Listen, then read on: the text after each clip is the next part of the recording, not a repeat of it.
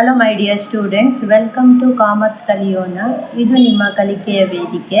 ಇವತ್ತು ನಾವು new profit sharing ರೇಷಿಯೋನ ಹೇಗೆ ಕ್ಯಾಲ್ಕುಲೇಟ್ ಮಾಡೋದಂತ ನೋಡೋಣ. ಒಂದು ಎಕ್ಸಾಂಪಲ್ ತಂದಿದ್ದೇನೆ. Sandeep and Sudeep are partners in a firm sharing profits and losses in the ratio of 3:2. They admit Dilip into partnership for 1/6 share in the profit. Calculate the new profit sharing ratio. First ನಾವಿಲ್ಲಿ ನೋಡ್ಕೊಳ್ಬೇಕು ಏನೆಲ್ಲ information ಕೊಟ್ಟಿದ್ದಾರೆ. ಏನು ಕೊಟ್ಟಿದ್ದಾರೆ? Old ಪಾರ್ಟ್ನರ್ನ ratio ಕೊಟ್ಟಿದ್ದಾರೆ. Old partners are Sandeep and Sudeep. Their ratio ಈ 3:2. Correct. Dileep ಏನಾಗಿದ್ದಾನೆ?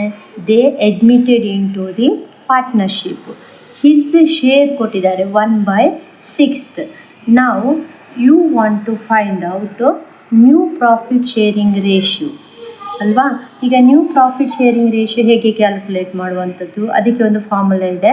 New ratio equal to old share into remaining share. ಈಗ ಓಲ್ಡ್ ಶೇರ್ ನಮ್ಮಲ್ಲಿ ಉಂಟು 3:2.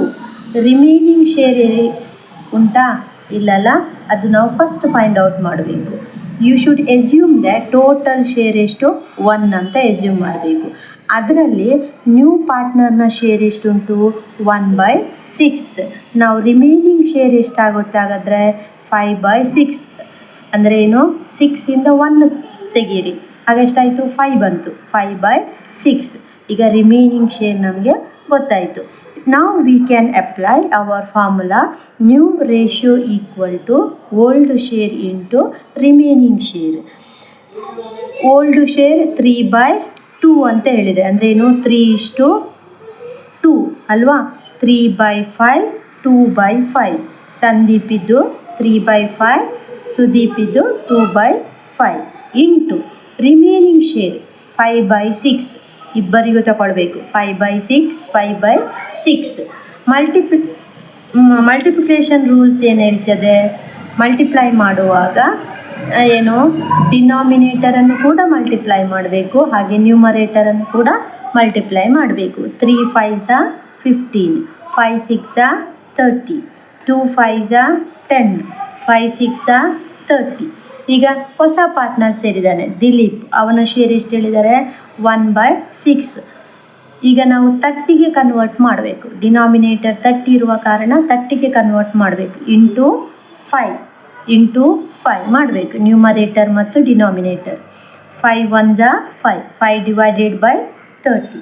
ನಾವು ನ್ಯೂ ಶೇರ್ ಈಕ್ವಲ್ ಟು 15/30, 10/30, 5/30. ಇದನ್ನು ಎಷ್ಟು ಸಾಧ್ಯ ಸಿಂಪ್ಲಿಫಿಕೇಷನ್ ಮಾಡಲಿಕ್ಕೆ ನಮಗೆ ಆಗ್ತದೆ ಅಷ್ಟಕ್ಕೆ ತಂದು ನಿಲ್ಲಿಸಬೇಕು.